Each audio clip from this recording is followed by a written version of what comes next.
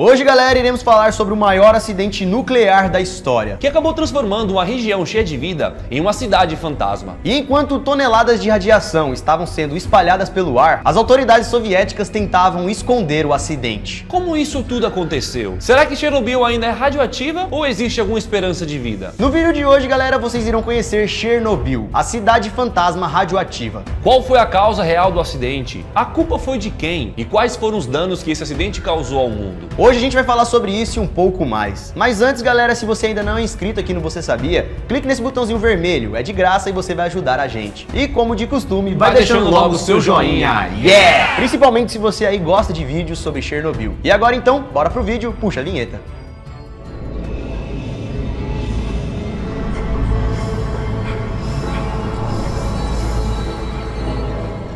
E atualmente, se por algum motivo você for visitar a cidade de Chernobyl, mais especificamente como a cidade de Pripyat, você vai dar de cara com uma cidade fantasma. Lá as coisas estão tão abandonadas que parece cenário de algum filme de terror, com prédios abandonados, casas destruídas, vegetação que foi alterada por causa da radiação e muitas outras coisas caindo aos pedaços. Isso porque a cidade foi evacuada e abandonada há mais de 30 anos. Mas antigamente a cidade não era assim. Era uma cidade normal, linda, onde tudo funcionava perfeitamente, até o desastre da usina nuclear. Para vocês terem uma noção, galera, a cidade de Pripyat, local onde está a usina de Chernobyl, era chamada de a Cidade da Esperança. Mas o que aconteceu para um lugar que era chamado assim, da Cidade da Esperança, virar essa cidade fantasma? Tudo isso mudou, galera, depois do maior acidente nuclear da história, o acidente nuclear de Chernobyl. O acidente nuclear de Chernobyl. A cidade de Pripyat, na Ucrânia, foi fundada em 1970 e foi feita com o intuito de abrigar os trabalhadores da usina nuclear de Chernobyl. E inicialmente a usina de Chernobyl não tinha esse nome, ela era chamada de Vladimir Lenin. A cidade de Pripyat, galera, era uma cidade modelo da União Soviética e seus moradores eram jovens trabalhadores que estavam lá para fazer a cidade crescer. Por isso que Pripyat era considerada como uma cidade promissora e com muita vida, que recebia cada vez mais investimento do governo em lazer e cultura para esse povo. Mas no dia 26 de abril de 1986, tudo isso foi completamente destruído após a explosão do reator número 4 da usina. Os engenheiros que trabalhavam lá na usina estavam realizando nesse dia um teste para ver se o reator conseguia ser resfriado em caso da usina ficar sem energia. Para isso, então, eles simularam uma falta de energia. E durante esses testes, eles acabaram infringindo vários protocolos de segurança que não deveriam ser quebrados de modo algum. E com isso, então, o reator acabou ficando sobrecarregado. Depois que todo o erro já havia sido feito, eles tentaram desligar o reator. Porém, com as circunstâncias que eles acarretaram, tentar desligar o reator não ia adiantar de nada. Muito ao contrário, iria desencadear uma explosão. E foi exatamente isso que aconteceu. Ao tentar desligar totalmente o reator, acabou desencadeando várias explosões em seu núcleo. Para quem não sabe, galera, o reator é o que gera a energia de uma usina nuclear, de maneira segura, sem fumaça, se for feita, é claro, de forma correta. Porém, como já falamos, com esses testes que eles fizeram, acabaram quebrando vários protocolos e transformaram um reator da usina nuclear em uma bomba atômica. Claro, galera, sem querer. Mas tudo isso aconteceu por falta de profissionalismo e responsabilidade. Então, na madrugada do dia 26 de abril de 1986, mais precisamente às 1h23 da madrugada, o reator número 4 da usina nuclear de Chernobyl explodiu. A explosão, galera, foi tão forte que arrancou o teto da usina nuclear, fazendo uma explosão gigantesca radioativa que foi possível ver de praticamente toda a cidade, liberando assim um rastro de radiação pelo céu em direção ao mundo. E em uma situação dessa, onde parece que nada pode piorar, as coisas pioraram ainda mais. Pois o engenheiro-chefe que estava no local e que deveria coordenar tudo,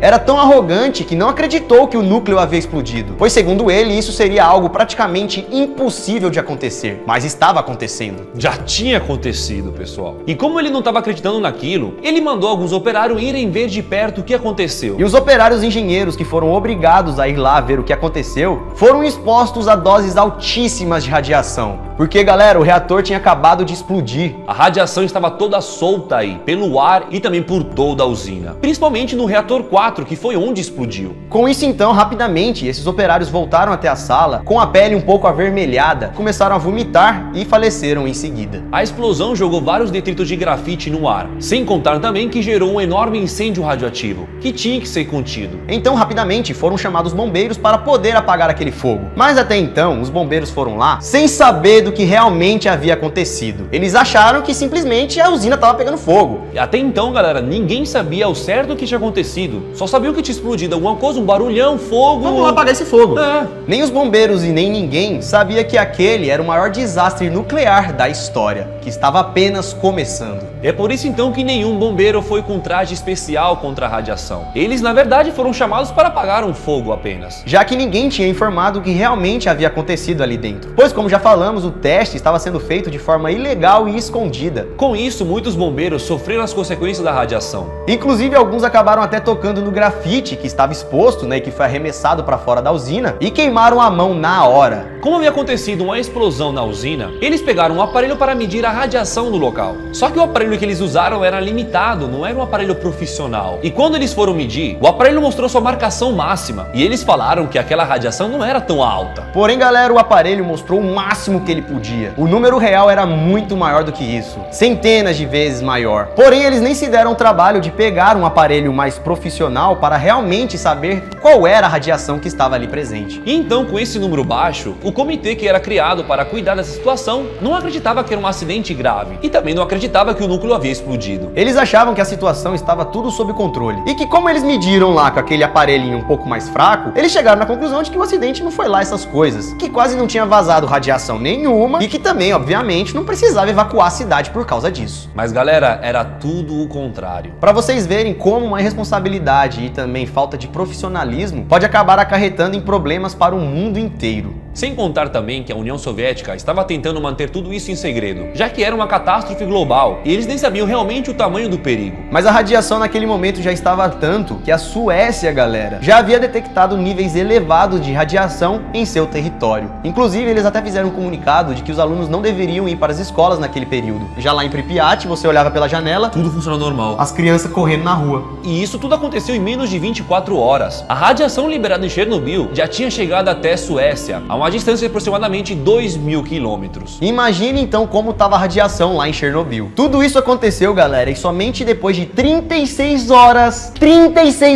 exposto à radiação, que eles perceberam a gravidade da situação e com o que realmente eles estavam lidando. Isso também só foi acontecer graças a um cientista chamado Valery Legazov, que foi para a usina e percebeu a quantidade de grafite que estava grudada no teto da usina. E também os grafites que foram arremessados com a explosão. Isso porque, galera, o único lugar da usina onde tem grafite é dentro do reator, no núcleo dele. Ou seja, se tinha grafite do lado de fora, é porque o núcleo explodiu. Então, galera, somente 36 horas depois da explosão e depois do aval desse cientista, que eles finalmente resolveram evacuar a cidade. Mas, galera, 36 horas depois de um núcleo que estava exposto e espalhando radiação sem parar, já era tarde demais. Isso porque, galera, a essa altura do campeonato, muitas pessoas já estavam sofrendo pela radiação, que foi espalhada graças à incompetência de algumas pessoas. Um engenheiro acabou sendo soterrado pela explosão. Outros que estavam trabalhando no reator 4 e também aqueles que foram verificar também sofreram graves consequências. Poucos, galera, sobreviveram. Os bombeiros também, que foram chamados para apagar um incêndio tranquilo, um incêndio radioativo no caso, muitos deles ficaram com sequelas graves e alguns infelizmente faleceram. Então, mesmo tarde, o plano de evacuação começou e quase 50 mil pessoas foram obrigadas a largar suas casas, largar tudo e ir em direção a um lugar mais seguro. E somente, galera, no dia 28 de abril, que os soviéticos finalmente admitiram para o mundo a gravidade do problema que havia acontecido. O problema, galera, é que estava tudo apenas começando. Eles ainda tinham um trabalho muito longo e difícil pela frente, onde várias vidas teriam que ser sacrificadas para poder amenizar esse problema para o mundo. Inicialmente, a zona de exclusão era de 3 quilômetros, mas isso era bem pouco, já que a radiação tinha chegado a 2.000 quilômetros de distância. Então foi aí que decidiram aumentar a zona de exclusão para 30 quilômetros. E com isso, mais de 116 mil pessoas foram evacuadas, tornando ainda mais difícil toda essa tarefa. Estimam-se que no dia do acidente, não se sabe a certo o número, já que tudo foi acobertado, mas estimam-se que cerca de 30 pessoas perderam sua vida de imediato no dia do acidente. E somente no dia do acidente, a explosão deixou mais de 100 pessoas com ferimentos graves. Mas como já falamos, galera, o dia do acidente e os dias depois, 1, 2, 3 dias, só foram o início de tudo isso. Já que aquela grande massa de radiação estava ali em ar livre e alguma coisa tinha que ser feita. Lidando com o acidente. Os soviéticos estavam lidando ali com algo que nunca havia acontecido, nem na terra deles e também em nenhum lugar do mundo. Então eles tinham que descobrir como fazer tudo isso. Não existia, galera, nenhum protocolo, não existia nenhuma lei, Nenhum manual. Eles tiveram que descobrir na marra, na tora, o que eles tinham que fazer para poder conter aquele acidente. Pois o acidente estava ali, exposto, liberando todos os dias mais radiação do que uma bomba atômica pode liberar. E para você ter noção, o acidente liberou 400 vezes a radiação liberada da bomba de Hiroshima e Nagasaki. E se algo não fosse feito de imediato, toda aquela nuvem de radiação espalharia ainda mais radiação pela Europa, contaminando assim o ar, o solo, a água, a vegetação, os animais, praticamente tudo estava contaminado. E a radiação chegou sim em vários lugares da Europa. Em vários lugares da Europa, inclusive na Itália, o índice de câncer aumentou drasticamente. E muitas pessoas lá eram até proibidas de tomar leite, já que a vaca comia um capim que era contaminado. E é por isso então que a princípio foi feita uma grande operação, recrutando vários soldados da União Soviética para poder desmatar as árvores e também matar todos os animais que eles encontravam. Mas galera, como ainda estava recente, o reator número 4 ainda estava pegando fogo e ficou ali queimando material radiativo por 10 dias. Aqueles bombeiros que foram enviados para apagar o incendinho não conseguiram fazer nada, só entregaram sua vida tentando. Inclusive, alguns bombeiros foram até enterrados também em caixões de madeira, depois num sarcófago de chumbo e depois coberto com concreto. E o incêndio, galera, que durou 10 dias, estava emitindo até 30%, 190 toneladas de urânio que haviam ali na usina. E esses 30% foram para a atmosfera. Para então tentar controlar o incêndio, vários helicópteros tiveram que sobrevoar acima das fumaças para assim jogar uma grande quantidade de areia e boro. Porque era praticamente impossível de uma pessoa chegar perto e jogar com as próprias mãos. E com isso então, muitos helicópteros, mais de 100, tiveram que voar lá no alto e jogar esses materiais em cima. E adivinha, galera, muitos dos pilotos dos helicópteros tiveram sérios problemas. Mas eles estavam ali tentando solucionar um problema que foi causado por outras pessoas. E que poderia ser muito maior se não tivesse a ajuda deles. Então, galera, depois de tudo isso, depois de 10 dias, finalmente o fogo foi apagado. Porém, como já falamos várias vezes, tudo apenas estava começando. Apagou o fogo, agora tem que resolver outra coisa. Aquela massa radioativa, galera, estava se juntando com outros materiais, inclusive até mesmo com restos, que sobrou da usina. E tudo isso estava aumentando ainda mais a temperatura da massa. E aí, nesse momento, eles perceberam um problema muito grave. Abaixo dessa massa radioativa, que estava cada vez mais descendo, havia um enorme reservatório de água. E se essa massa, galera, entrasse em contato com essa água, vixe Maria, e iria acabar gerando uma explosão ainda maior, liberando assim ainda mais fumaça radioativa. O processo seria muito simples. Bastava ir até a sala de controle, apertar um botão e toda aquela água seria drenada. O problema é que com a explosão a sala de controle foi danificada. E então não tinha mais como escoar aquela água, a não ser entrando dentro do reservatório cheio de água e abrir a saída manualmente. E um detalhe, a água também estava radioativa. Para isso então o governo precisou contratar 3 homens, conhecidos também como os heróis de Chernobyl. 3 trabalhadores que iriam mergulhar naquelas águas e abrir as válvulas manualmente para toda a água ser drenada. E quem se voluntariou para essa missão foram 3 engenheiros: Boris Baranov, Valery Baspolov e Oleksiy Ananenko. Esses foram um dos heróis de Chernobyl. Então 3 homens agora com equipamento certo entraram no reservatório de água. Com dificuldade conseguiram retirar toda a água do reservatório e também conseguiram sair com vida de lá. E a gente até havia dito em um vídeo anterior que infelizmente os 3 não sobreviveram. Porém, um homem estudou muito o caso de Chernobyl e foi atrás dos caras e descobriu que 2 deles ainda estão vivos. E um deles, o Boris, foi falecer apenas em 2005. Mas também agora, depois dessa grande missão, tinham outras para fazer. Como já falamos, foi nesse período onde começou aquele processo de limpeza pesada, onde os soldados tiveram que desmatar várias áreas, acabar também com a vida dos animais e também enterrar os mortos de maneira certa. Com isso então foram convocadas milhares de pessoas, entre civis e soldados, todos para ajudar a limpar Chernobyl. O trabalho mais difícil mesmo, galera, foi limpar todos os destroços que restaram no teto da usina, já que havia grafite radioativo espalhado por toda a região. Os cientistas também tentaram fazer essas limpezas com robôs, já que o corpo humano não aguentaria tantos segundos de radiação. Mas galera, nem os robôs aguentaram também. Mas a missão ali era muito mais difícil, até porque agora aquele era o lugar mais perigoso do mundo. Para isso então, a única solução era usar pessoas mesmo. E esses soldados, galera, foram chamados de liquidatários. Eles tinham uma missão de 40 a 60 segundos no máximo expostos à radiação. Tinham que entrar, pegar, sair,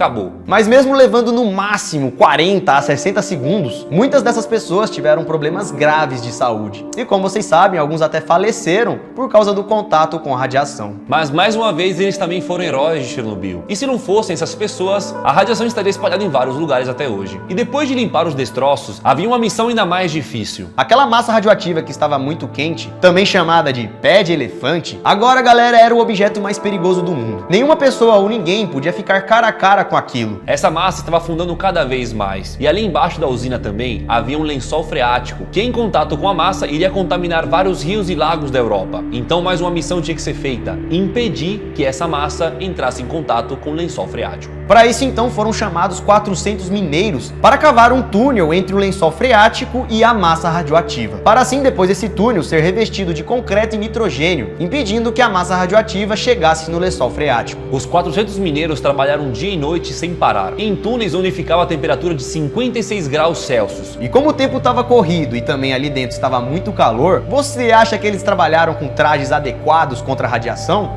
Nada. E estima-se que desses 400, mais de 100 tiveram problemas graves. Mas galera, esses também foram heróis, porque se eles não tivessem feito isso, grande parte da água do mundo estaria contaminada. E depois de tudo isso havia mais uma missão: cobrir o pé de elefante. Pois mesmo resolvendo todos esses problemas, o pé ainda estava exposto. E então eles tiveram que construir um enorme sarcófago, como se fosse uma grande caixa para tampar ele, feita totalmente de chumbo para que a radiação não saísse de lá. Porém, galera, a princípio esse sarcófago foi feito às pressas, já que alguma coisa rápida tinha que ser feita. E a radiação não para, né? Ela tá ali a todo tempo liberando pelo ar. E não demorou muito então para esse sarcófago começar a apodrecer, formando assim uns buracos na sua estrutura. Mas relaxa, galera, que recentemente um novo sarcófago, dessa vez bem mais protegido, foi colocado lá em Chernobyl. Um sarcófago que agora tem uma duração no mínimo de 100 anos. E depois vai ter que colocar um outro, tá? Porque mesmo a radiação ao redor estar diminuindo, ali na usina, no reator 4, vai demorar muito tempo pro pé de elefante ou a radiação que ele emite sumir por completo. Hoje podemos dizer que o problema está contido, tanto é que atualmente Pripyat recebe muitos turistas. Mas esse foi um problema que, para ser solucionado, foram necessários vários anos. E também de várias pessoas competentes para poder ajudar e também esclarecer a verdade sobre tudo. Porque se fosse deixar na mão do governo ou daquele engenheiro-chefe, a verdade nunca viria à tona. E outros acidentes como esses poderiam acontecer no mundo. Para vocês verem como algumas pessoas não têm noção das coisas. E uma coisa simples que poderia ter sido evitada e também com a verdade poderia ter sido solucionada desde o início, por várias falhas humanas, acabou se tornando essa catástrofe,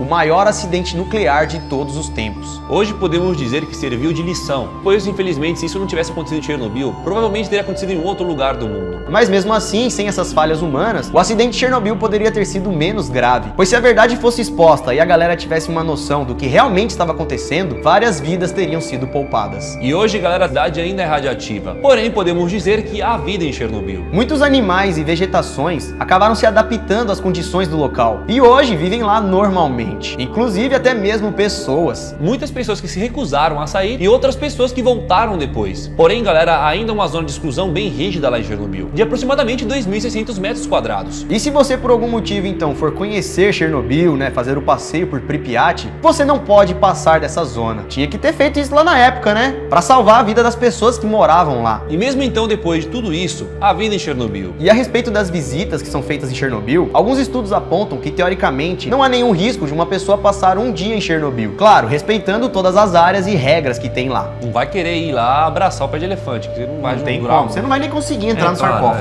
Por isso que então é muito comum pessoas irem fazer passeios por lá. E mesmo galera teoricamente não podendo, existem muitas pessoas que ainda moram ali, e até mesmo na zona de exclusão. Dizem que cerca de 200 pessoas vivem por lá, e na maioria são idosos entre 60 e 80 anos, que querem viver suas vidas lá em paz. Essas são pessoas que se recusaram a ir embora, por causa de suas histórias, por causa de tudo aquilo que já havia passado naquela região, e de não querer abandonar então tudo aquilo que já viveram naquele local. E atualmente na cidade eles conseguem sobreviver apenas de coisas que eles plantam, que ficam em um solo também contaminado. Mas isso para eles que estão lá há muito tempo não faz diferença. O corpo humano acaba se adequando a essas condições. E como, galera, muitas coisas do acidente foram acobertadas durante anos, não se sabe ao certo os danos reais ou quantas vidas foram perdidas. Mas estimam que quase quase 100 mil pessoas faleceram e muitas outras mais tiveram outros problemas. Pessoas, galera, do mundo inteiro acabaram sofrendo as consequências do maior acidente nuclear da história. Que no final também foi contido a tempo, já que, como vocês viram, poderia ser bem pior. E em lugares como Belarus, Ucrânia e Rússia, entre os anos de 1990 a 2000, os índices de câncer subiu para 40%. Então, mesmo o acidente não tendo levado muita vida diretamente, acabou afetando muitas vidas em regiões fora de Pripyat e, consequentemente, no mundo inteiro. E esse, galera, foi o acidente de Chernobyl. Um acidente que quase acabou com uma parte do mundo e fez o mundo olhar para a energia nuclear de outra forma, com um pouco mais de cuidado. E, galera, muitos desses vídeos que a gente usou para ilustrar o vídeo de hoje foram retirados da série Chernobyl, da HBO. Uma série muito interessante também que mostra como aconteceu o acidente de Chernobyl. Inclusive, galera, falando em Chernobyl, tem muitas pessoas que pedem pra gente fazer um vídeo sobre o Césio-137, que foi um acidente radioativo que aconteceu aqui no Brasil, mais especificamente lá em Goiânia. Esse foi o pior acidente radioativo do Brasil. E se você não conhece e quer saber dessa história, deixa nos comentários e também deixa o seu like. Porque se vocês quiserem, podemos trazer um vídeo contando tudo explicadinho